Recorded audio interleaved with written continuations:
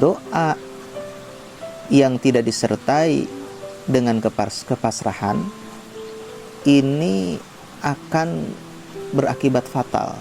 Al-Imam Sya'rani rahimahullahu ta'ala, beliau ketika mengatakan kita mendoakan diri kita atau orang lain agar cepat sembuh, terus di hati kita tuh betul-betul ingin cepat sembuh, itu jangan, tidak adab seperti itu. Apalagi kalau orang tersebut sakitnya itu masih di bawah 3 hari, karena itu akan dilimpahkan penyakit itu pada orang yang ngedoanya. Bismillahirrahmanirrahim. Alhamdulillahirabbil alamin. Wa bihi nasta'in. Wassalatu wassalamu ala asyrafil mursalin nabiyyina Muhammadin wa ala alihi at-tahirin at-tayyibin wa ala sahabatihi al-ghurril mayamin wa man tabi'ahum bi ihsanin ila yaumiddin.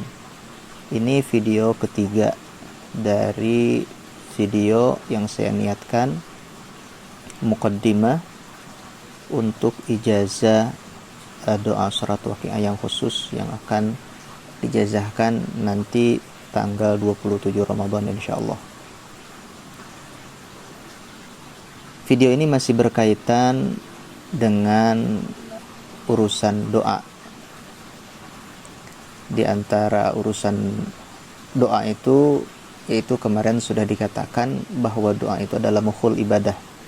Apa arti daripada mukhul ibadah sudah dijelaskan dalam video pertama, yaitu izharul zillah, izharul faqri, izharul inkisar, dan semua ini adalah ubun-ubunnya, otaknya ibadah. Jadi ibadah apapun ketika tidak ada yang tiga ini, maka ibadah itu akan kehilangan sebagian ruhnya. Nah, konsekuensi daripada yang tadi yang sudah saya jelaskan, yaitu menzahirkan kefakiran, menzahirkan kebutuhan, terus melihatkan kehinaan, di situ nanti ada tafwid, ada taslim atau kepasrahan. Nah, doa yang tidak disertai dengan kepasrahan ini akan berakibat fatal, akan sangat jelek. Saya cukup isyaratkan saja hal ini ya, karena nanti kalau dijelas kita akan keluar dari jalur. Contoh, saya ambil contoh langsung dari ulama satu, Al-Imam Sya'rani rahimahullahu ta'ala. Beliau ketika mengatakan kita mendoakan diri kita atau orang lain agar cepat sembuh, terus di hati kita tuh betul-betul ingin cepat sembuh, itu jangan, tidak adab seperti itu. Apalagi kalau orang tersebut sakitnya itu masih di bawah 3 hari, karena itu akan dilimpahkan penyakit itu pada orang yang ngedoanya. Ini Imam Sya'rani yang bilang dalam kitab Lawhaqul Anwar yang ada di hadapan saya ini. Ini kitab Lawhaqul Anwar sangat luar biasa ya. Nah, jadi harus ada kepasrahan. Apa itu kepasrahan? Kita berdoa itu ya idharudillah yang tadi. Jadi ham kita, tujuan kita ya tidak lain hanya menzahirkan kebutuhan kita pada Allah Subhanahu wa taala. Adapun urusan Allah Subhanahu wa taala menijabah ini di minggu ini, di hari ini, di jam ini, di bulan ini, di tahun ini, itu bukan urusan kita. Itu semuanya urusan Allah Subhanahu wa taala. Bahkan Allah mengijabah atau tidak, atau Allah menunda permintaan kita ini akan digantikan dengan yang lebih baik di akhirat, itu urusan Allah Subhanahu wa taala. Ada 2 maqalah yang sangat berharga. Mudah-mudahan ini jadi ilmu manfaat untuk saya dan untuk para mustafidin. Amin ya Allah rabbal alamin. Apa itu? Al-Imam Sya'rani mengatakan qad yakunu taslim min quwwatil iman, min quwwatil yaqin, wa qad yakunu taslim min dha'fil iman wa dha'fil yaqin. Jadi keadaan itu serupa tapi pendorongnya beda. Taslim itu kepasrahan, Ya, kita ini serahkan aja urusan ini sama Allah Subhanahu wa taala. Itu ada dua. Ada dari kuatnya iman dan kuatnya keyakinan. Ini seperti yang dikatakan oleh al-Imam oleh Nabiullah Ibrahim alaihi salatu wasalam, sampai dipuji oleh Allah Subhanahu wa taala di mana dikatakan oleh Allah, wa Ibrahim alladzi waffa. Ibrahim yang menunaikan janjinya. Ketika Ibrahim mengatakan hasbunallah wa ni'mal wakil. Begitu Ibrahim mengatakan hasbunallah wa ni'mal wakil, malaikat berdatangan pada Nabi Ibrahim menawarkan bantuan. Nabi Ibrahim tidak menerimanya, hanya ingin bantuan dari Allah Subhanahu wa taala.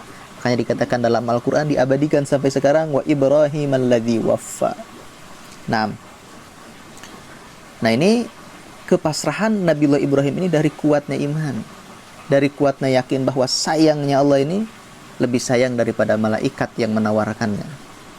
Beberapa malaikat yang menawarkan pada Nabiullah Ibrahim alaihissalam. Ada orang ini taslim ini justru dari dhafil yakin.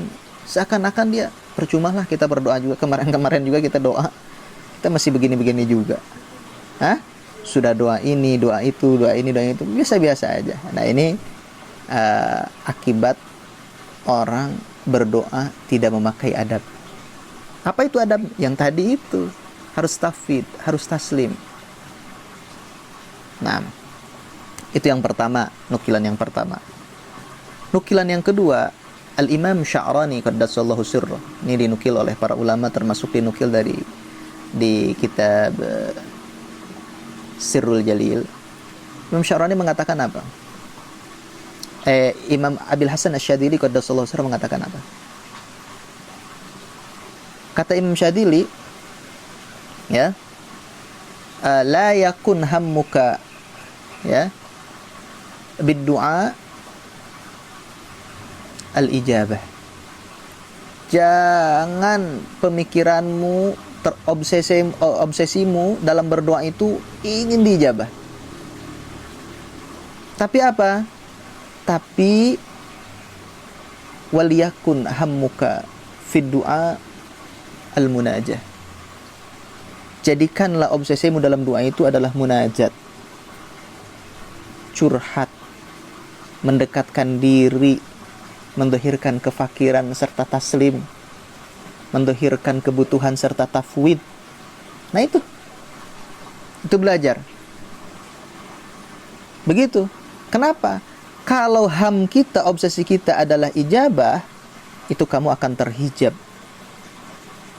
akan terhalang dengan Allah Subhanahu wa taala. Tidak bakalan bisa wusul. Tapi kalau kamu dengan doa tersebut munajat, kamu diharapkan walaupun sedikit amal, kamu akan bisa wusul pada Allah Subhanahu wa taala. Ajib ya. Nah, ini sangat penting sekali di dalam masalah doa ini. Nah, sekarang kita gimana caranya supaya ham kita ini, obsesi kita ini dalam doa ini munajat, bukan ijabah. Nah, caranya tidak lain dan tidak bukan Imam Syadzili yang mengatakan, ketika kita mengangkatkan dua tangan kita berdoa, apa itu? Di hati kita ini hadirkan maksiat, kekejian, dosa yang dilakukan terang-terangan dan sembunyi-sembunyi dari awal kita baligh sampai waktu kita berdoa, yang kita ingat saja. Terus hadirkan nuansa sekira-kira apa? Sekira-kira dalam perasaanmu, dalam hatimu tidak pantas orang yang banyak dosa seperti ini doanya diijabah oleh Allah Subhanahu wa taala. Jadi, walaupun saya butuh, obsesi saya bukan diijabah doa, tapi adalah memenuhi kewajiban, mendhahirkan kefakiran serta tafwid. Nah, dengan semacam itu kata Imam Syadzili nanti akan pindah dari ingin diijabah ke munajah. Dari ingin diijabah ke munajah. Dan ini adalah tingkat tinggi kalau sudah sampai situ. Ya, ini panjang pembahasannya, suka disebut oleh ulama ahli tasawuf al-ghina billah. Al-ghina billah. Ini tidak bisa hanya harus dijelaskan, tidak bisa dengan terjemah saja. Al-ghina billah, ya. Ini panjang penjelasannya. Nah, itu yang pertama. Ini dari penjelasan yang video pertama itu disempurnakan, yaitu tadi harus ada tafwid itu. Nah, harus ada tafwid, harus ada taslim. Yang kedua, kemarin dijelaskan dalam video pertama juga bahwa doa ini sabab batin. Maksudnya sabab batin ini bukan sebab batin yang hakiki, sebab yang tidak dianggap sebab. Syariat yang tidak dianggap syariat dalam mencari rezeki. Misalkan kita ini kan masalahnya masalah rezeki oleh orang lain. Nah, maka seperti sebab-sebab yang lain sama, nggak mungkin orang ini secara adat ya baru saja usaha, baru saja dagang, sehari 2 hari, sebulan 2 bulan, setahun 2 tahun sudah mapan, jarang sekali. Nah, dalam doa juga begitu, kadang-kadang orang ini subur ya, baru berdoa 1 bulan asarnya udah kelihatan. Kadang-kadang orang ini kurang subur, nah sudah doa 1 tahun tapi kalah dengan orang yang doa 1 bulan. Ini karena kepribadiannya.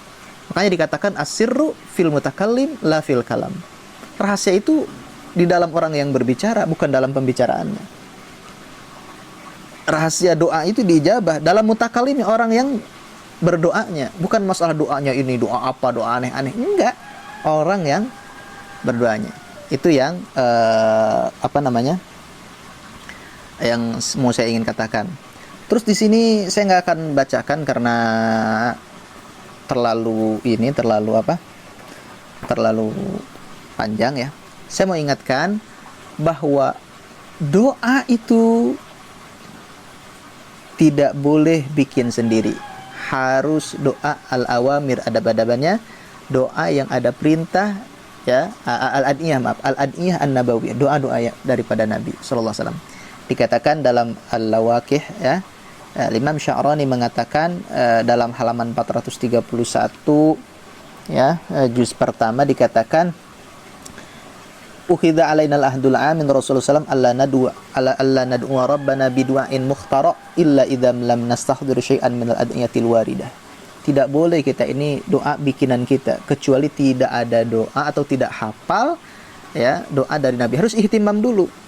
Bahkan Al-Imam Az-Zarruq dalam Syarah Hizbul Bahri, beliau mengatakan, ingin cepat diijabah, ingin berdoa urusan rezeki, agar tanah laku misalkan, agar apa-apa saja, dagangan, usaha, maka doa tersebut, doa kita maksudnya, diawali dengan doa dalam urusan rezeki yang warid, yang datang dari Nabi Muhammad SAW. Ini harus tahu makanya. Doa apa Nabi mengatakan itu? Yang masyhur, yang nisbah pada salaf itu ya, Allahumma ya ghani hamid, ya mubdi ya mu'id, Allahumma farijal hammi, kashifal ghammi, mujibah da'watil muddarrin, Allahumma bika min hammi wal hazan, a'udzubika min ajzi wal kasal. Itu termasuk doa-doa rezeki, Allah makfini bihalalika an haramika wa aghnifat. Masih banyak lagi ya. Nah, itu jelas ya. Terus kenapa kita harus doa dengan Nabi? Karena kalau doa dari Nabi itu Allah dipinta dengan lafaz itu, Allah ridho, yakin. Begitu juga doa dari para wali, itu betul-betul diduga Allah ridho.